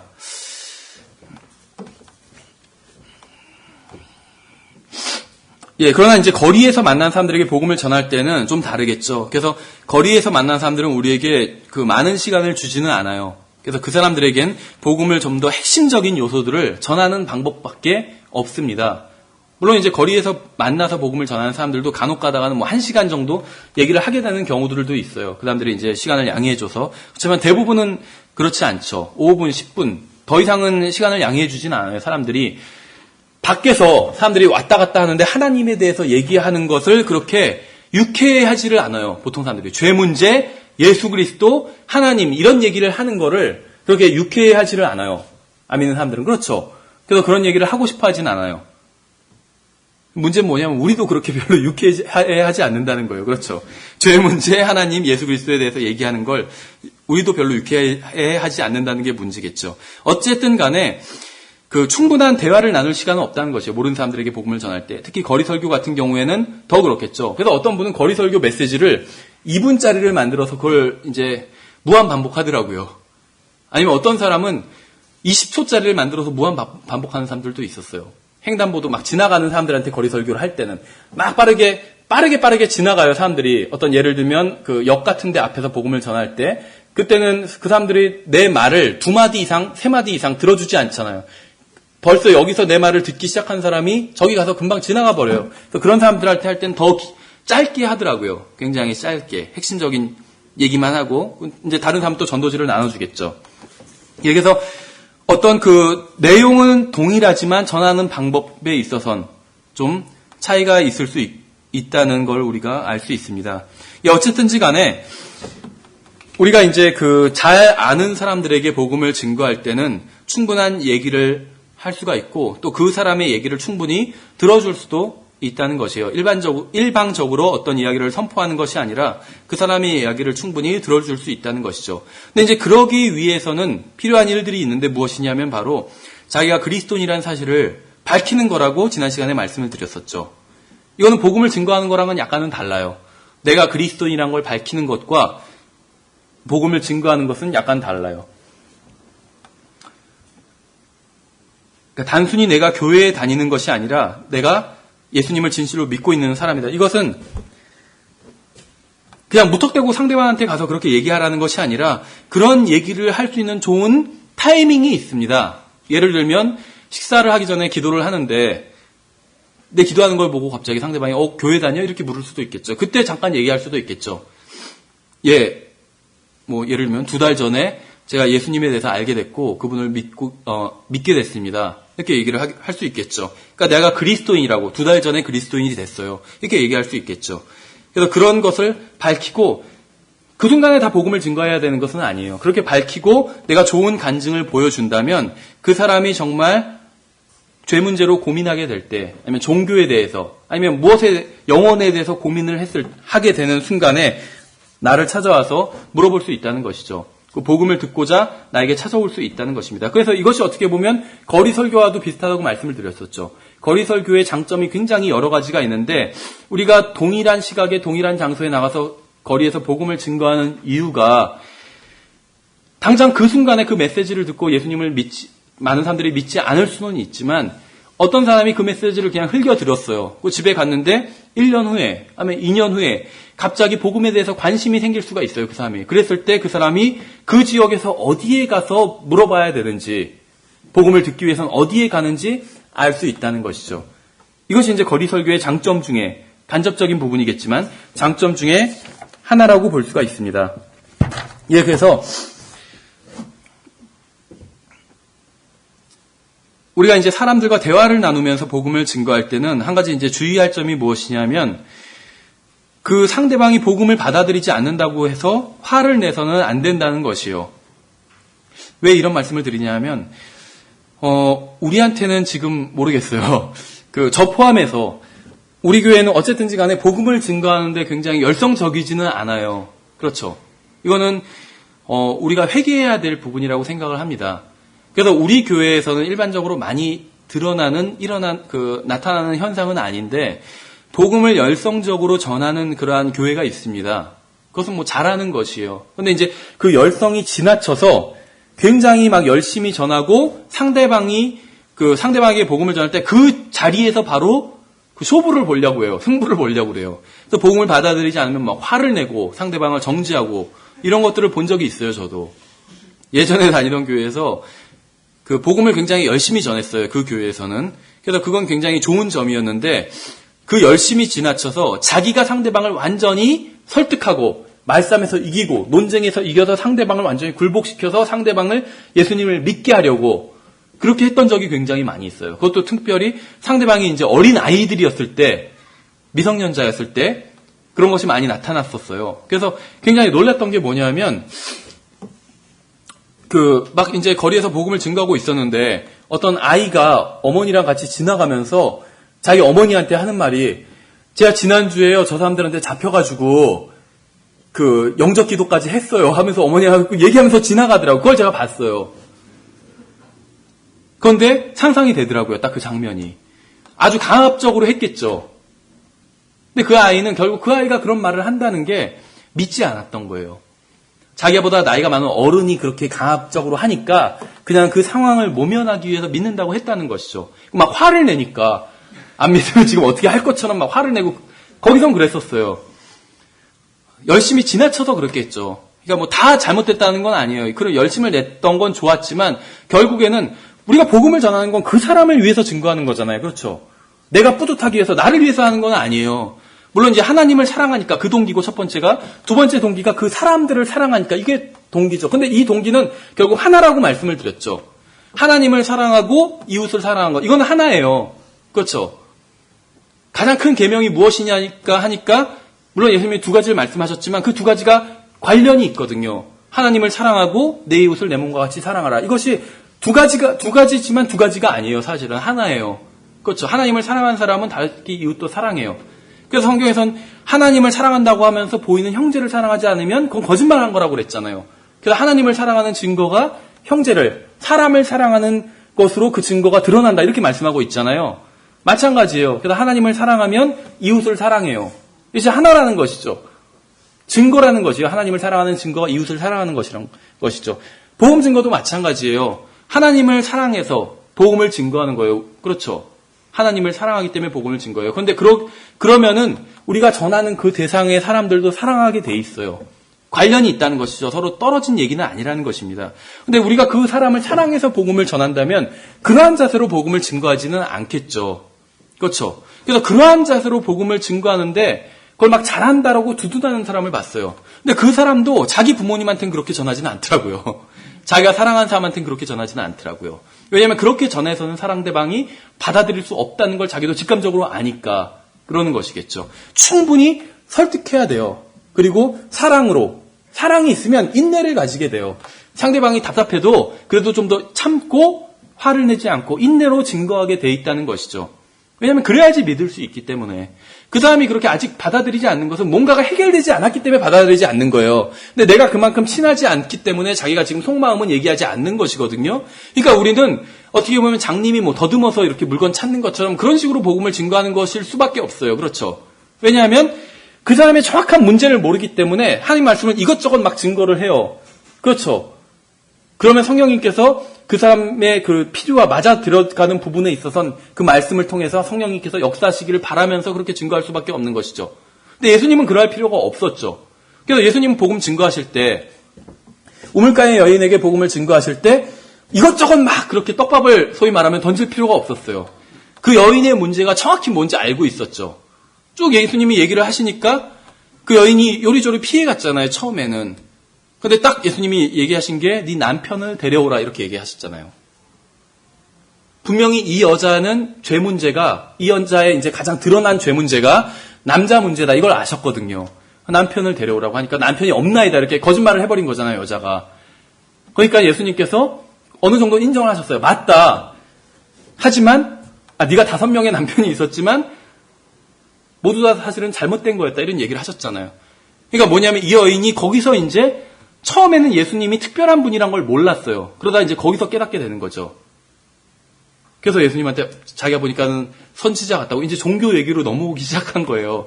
그 자기 죄 문제를 딱 지적을 하시니까 딱 알아차린 거예요. 그러면서 거기서 이제 일단 어느 정도는 인정을 한 거잖아요. 예수님에 대해서. 선지자 같다 하면서. 왜냐하면 거기서 인정을 안 하면 가만히 보니까 이게 다 까발려질 것 같거든요. 자기 남편 5 있다는 걸 어떻게 알아요? 상대방이. 그렇죠. 처음 만난 사람인데. 근데 이 사람이 딱 지금 남편 얘기를 하면서 지적해낸 거잖아요. 죄 문제를. 그러니까 이제 인정을 한 거예요. 여기서 인정 안 했다가는 큰일 나겠다 생각을 해가지고. 어쨌든지 간에. 근데 우리는 그걸 모른다는 거예요. 그렇죠. 처음 만난 사람 우리는 예수님이 아니기 때문에 그 사람 마음과 그 사람 생활 모든 것을 다 알 수가 없잖아요. 예수님은 누가 설명을 안 해줘도 다 아시는 분이었지만 우리는 모르기 때문에 하나님의 말씀을 이제 일반적으로 복음과 관련된 말씀들을 증거하는 것이죠. 근데 그 사람도 또 우리를 잘 모르니까 친하지 않으니까 자기 문제가 무엇인지 다 일일이 설명을 하지는 않겠죠. 그렇죠. 남한테 처음 보는 사람한테 자기 문제를 얘기하지는 않잖아요. 그래서 그런 경우에는 그냥 복음의 말씀들을 증거하는 수밖에 없어요. 그렇죠. 하나님께서 어떤 일을 하시기를 기도하면서 마음속으로 그렇게 증거할 수밖에는 없다는 것이죠. 다만 그런 상황이라 할지라도 상대방이 복음을 받아들이지 않는다 해서 그 이유로 상대방에게 화를 내거나 그래서는 안 된다는 것이죠. 그런 사람들이 있었어요. 복음을 전하려고 하는데 받아들이지 않으니까 왜 이 생명의 말씀을 받아들이지 않냐. 당신은 지옥 간다. 그 말은 맞아요. 그런데 그렇게 지금 내일 죽어서 지옥 갈 수도 있어요. 그렇게 얘기를 막 해버렸어요. 그러니까 상대방이 화가 났더라고요. 그래서 교회까지 막 찾아왔어요. 당신 목사가 누구냐고. 막 찾아와가지고 목사 누구냐고. 그러니까 이제 목사님이 나왔는데 당신이 그렇게 가르쳤냐고 했을 때 목사님이 좀 설명을 해줬으면 됐는데 또 잘한 거라고. 우리 자매님이 잘하신 거라고. 내일 죽으시면 지옥 간다고 하니까 그분이 무슨 얘기를 하냐면 목사 안수 신학교 어디 나왔어요? 목사 안수 어디서 받았어요? 그렇게 묻더라고요. 근데 안수를 받지 않았었거든요. 안수 안 받았다고 하니까 거봐 하면서 이제 나가더라고요. 근데 참 안타까웠던 게 그 사람이 멀리 있었던 사람이 아니라 교회 옆 건물에서 자동차 정비업을 하고 있었던 사람이에요. 그런 사람한테는 시간을 두고 복음을 충분히 전할 수 있었거든요.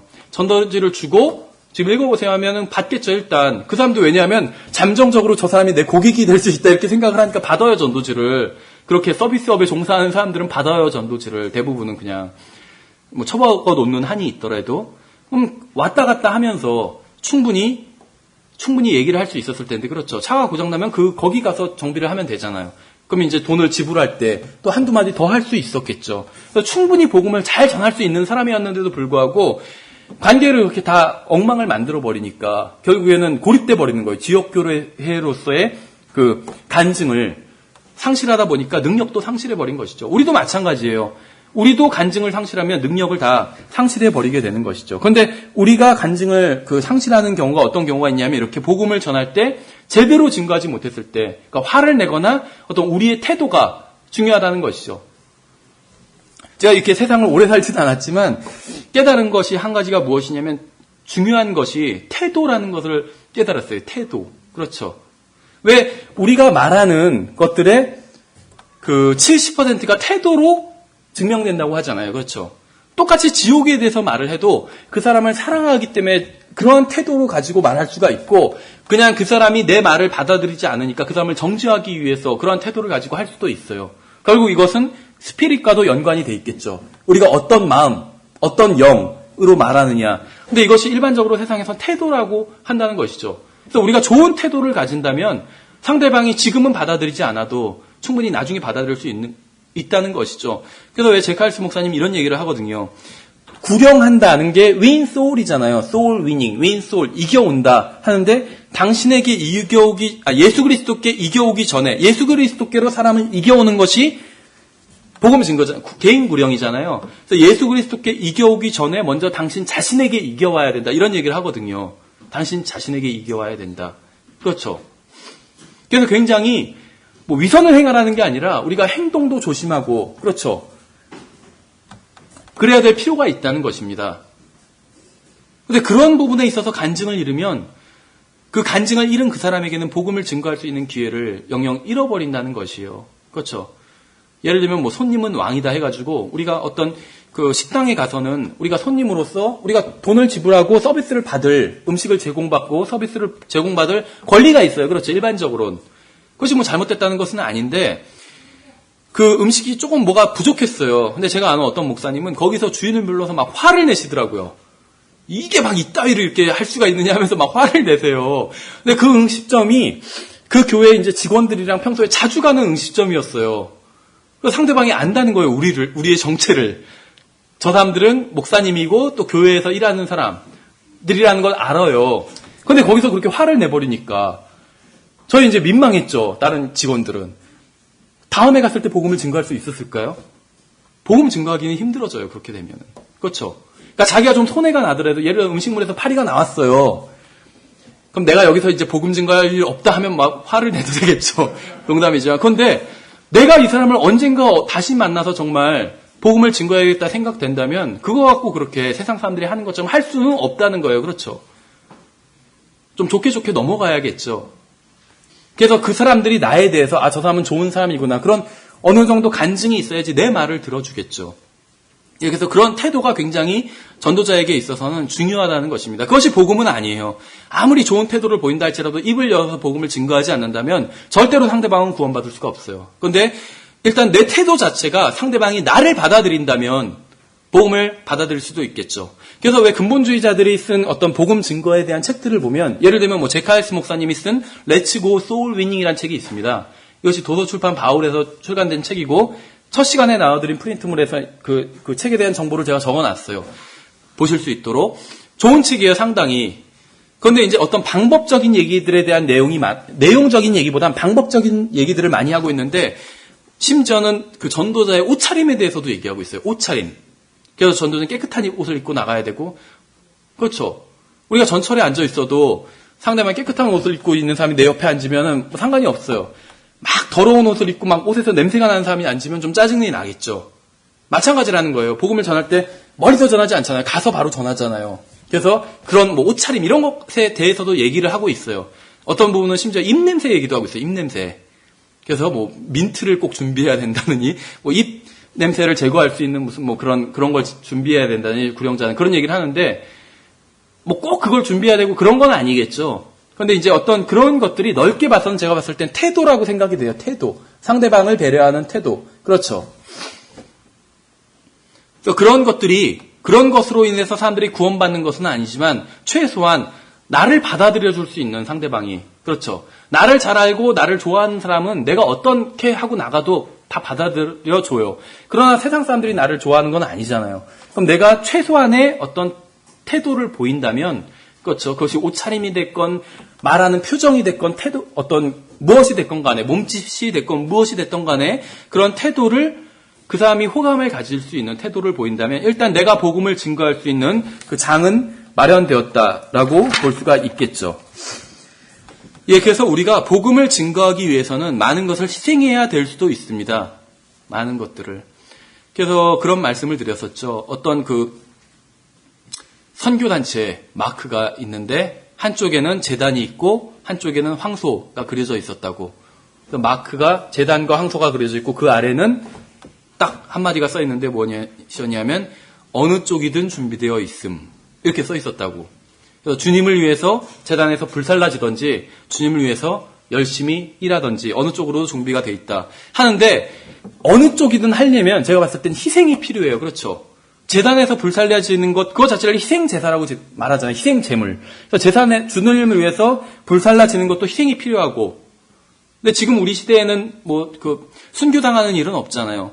그런 희생은 아닌데 주님을 위해서 열심히 일하기 위해서도 희생이 필요한 것이죠. 그래서 복음을 증거하기 위해서도 자기 희생이 있어야 됩니다. 그러니까 주님을 섬기는 일은 자기 희생과 관련이 있어요. 자기 희생 없이 주님을 섬길 수 있는 일은 없어요. 여러분 주님의 사역을 위해서 헌금을 하는 것도 희생이잖아요. 결국 그렇죠. 그 헌금 안 하고 내가 맛있는 거 사 먹을 수도 있는데 헌금하는 거예요. 희생하는 거죠. 내가 맛있는 걸 사 먹는 것보다 그것이 전도지를 찍고 아니면 전도 책자를 찍는 게 나한테 더 기쁨이 있다는 희생이 있는 거잖아요. 주님을 위해서 의식적으로 내가 손해나는 일을 선택하는 거잖아요. 복음 증거도 마찬가지예요. 복음 증거하러 나가는 게 다 항상 기쁜 것은 아니에요. 그 제이칼스 목사님도 그러더라고요. 그 책에서. 그 제임스 나스 목사님도 요즘 복음 증거에 대한 강의들을 듣고 있는데 그러더라고요. 복음 증거하러 나가는 게 너무 싫다는 거예요. 자기도. 그런데 일주일에 한 번만 증거하러 나가지 않아요. 며칠을 증거하러 나가요. 오후에 1시간씩 가까이 있는데 이제 보통 교회에 출근을 하니까 며칠씩 복음을 증거하러 나가는데 그게 싫다는 거예요. 자기도. 귀찮고. 그렇잖아요. 집에서 자는 게 더 좋지. 그 좋은 음악 듣는 게 더 쉽지. 그런데도 불구하고 자기를 부인하고 희생하고 나가는 거거든요. 주님을 위해서. 주님을 사랑하니까. 그리고 복음 없이 죽어가는 사람들을 생각하니까. 그 사람들을 사랑하니까 희생하고 나간다는 것이죠. 예, 그래서 저희가 사실 지금 살펴본 게 2과의 내용입니다. 다. 그래서 3과는 아직 들어가지도 않았어요. 시간이 지금 많이 10분 정도 남았죠. 3과 좀 살펴보고 계속 나가도록 하겠습니다. 아마 다음 시간까지 계속 살펴봐야 될 것 같아요. 예, 그런데 우리는 이제 무엇이 있냐면 우리가 1차적으로 부여받은 명령은 뭐냐면 복음을 증거하라는 것입니다. 그래서 지난번에도 말씀드린 것처럼 여기 있는 모든 사람들이 다 복음을 증거할 수가 있어요. 그렇죠. 왜냐하면 복음은 쉬운 거니까. 그리스도인들한테 물어봐요. 복음이 쉬운 거냐면 다 쉽다고 그래요. 그렇죠. 누구나 믿을 수 있고 다 쉬운 거다 이렇게 얘기를 해요. 근데 복음 증거는 쉬운 겁니까 하면 그거는 좀 제가 성경을 잘 몰라서요. 막 이런 식으로 얘기를 해요. 복음을 믿는 데는 어떤 사람한테 복음을 얘기해요. 그럼 제가 좀 아직 성경을 잘 몰라서 믿지 못하겠다고 이렇게 얘기하는 사람은 없어요. 그렇죠.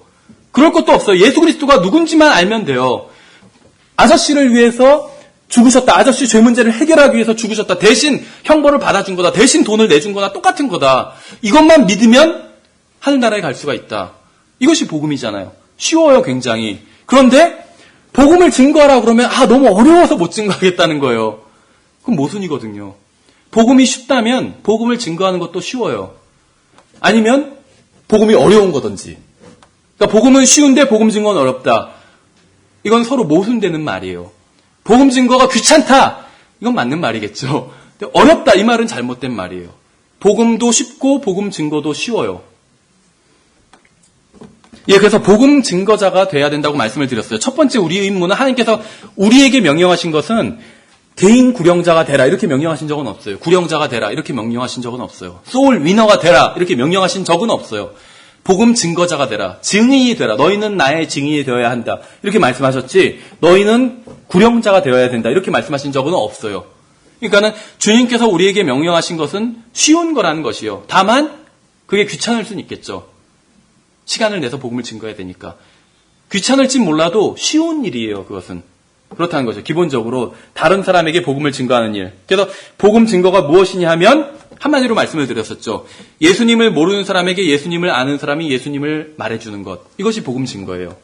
그런데 이제 우리가 거기서만 이제 만족해서는 되는 것은 아닙니다. 더 나아가서 해야 될 것이 있어요. 그것은 바로 구령자가 되어야 된다는 것이요. 그러나 이것은 명령하신 적은 없어요. 그러나 명령하신 적이 없다고 해서 이것이 잘못된 것은 아니라는 것입니다. 왜 그러냐 하면 잠언 11장 30절에서 우리가 첫 시간에 본 것처럼 의로운 자의 열매는 생명나무니 혼들을 얻는 자는 지혜로우니라 이렇게 말씀하고 있잖아요. 그래서 혼들을 얻는다. 여기서 이제 구령이란 말이 나왔다고 말씀을 드렸었죠. 소울 위닝. 이것이 우리나라 말로는 딱 정확히 맞아떨어지진 않지만 어쨌든 간에 여기서 구령이란 말이 나왔었다. 이런 말씀을 드렸었죠. 근데 요 잠언 11장 30절과 연관해서 우리가 살펴볼 수 있는 구절이 구약에 있는데 또 다니엘서 12장 3절입니다. 시간이 거의 다 됐는데 여기까지만, 요 부분까지만 우리가 살펴보도록 할게요. 다니엘서 12장 3절에 보시면 이 잠언 11장 30절과 연관을 지어서 생각해 볼 수 있는 구절이 있습니다. 잠언 12장 30절에 보시면 마지막 때에 대한 말씀이에요. 그런데 지혜 있는 자들은 지혜 있는 자에 대해서 말씀하고 있죠. 그런데 여기서 보면 혼들을 얻는 자는 지혜롭다고 잠언에서 말씀하고 있죠. 혼들을 얻는 자는 지혜롭다. 그런데 다니엘서 12장 3절에서는 그 지혜로운 자에 대해서 말씀하고 있는데 지혜 있는 자들은 궁창의 광채같이 빛날 것이요. 그럼 이제 이 구절만 갖고 논리를 세우면 뭐냐면 다른 사람들을 예수 그리스도로 이겨오는 사람은 지혜로운 자인데 그 지혜로운 자는 궁창의 별들처럼 빛난대요. 그리고 이제 이어지는 말씀을 보면 많은 사람들을 의로 돌아서게 하는 자들은 별들과 같이 영원 무궁토록 빛나리라. 우리에게 어떤 굉장한 도전을 주는 말씀이죠. 우리가 복음을 증거하다 보면 하나님의 명령에 순종해서 꾸준히 복음을 증거하다 보면 언젠가는 어떤 사람을 예수 그리스도께로 인도하게 됩니다. 그렇죠. 낚시를 잘 못해도 낚시 고수들은 낚시를 잘 잡아요. 근데 그럼 낚시 초짜라고 해서 고기를 못 나는 것은 아니에요. 어떤 초심자의 행운이라고 그러나요? 그런 초짜도 처음 낚시를 갔는데 10,000원짜리 낚싯대로 월척을 잡는 사람들이 있어요.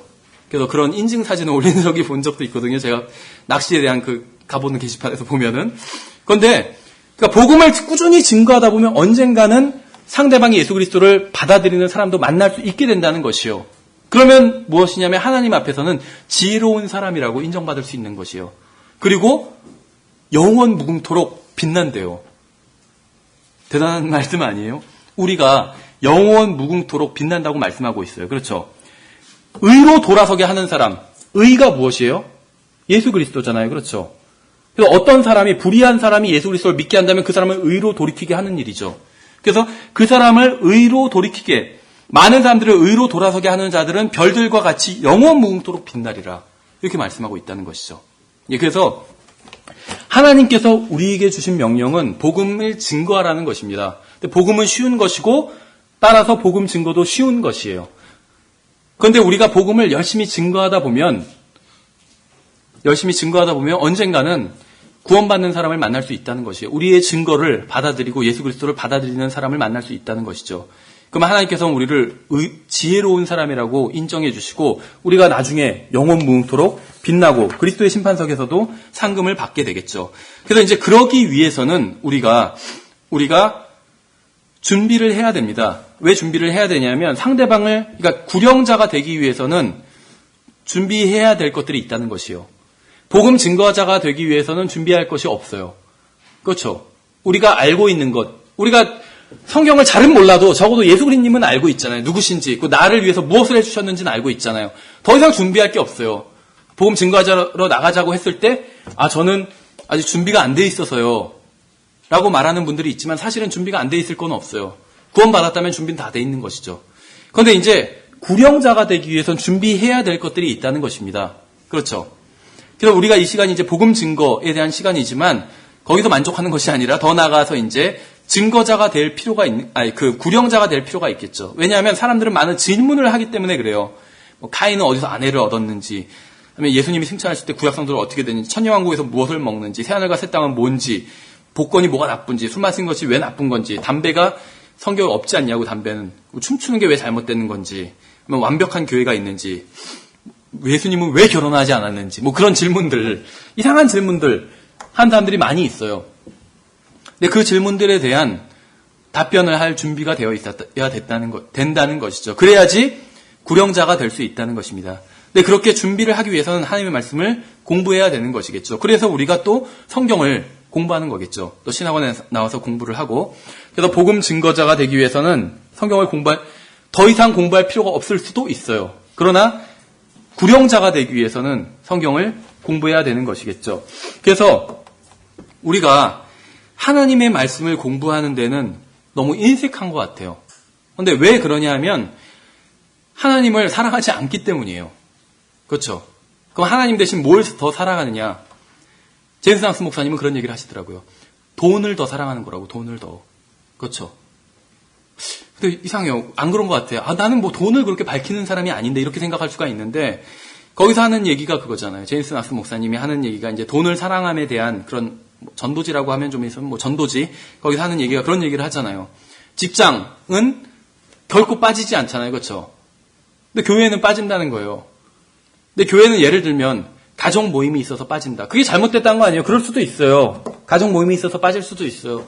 각자 다 여건이 다르고, 그렇죠. 환경이 다르기 때문에 빠질 수도 있어요. 그런데 어쨌든지 간에 너무 빈번히 그런다면 또 문제가 있겠죠.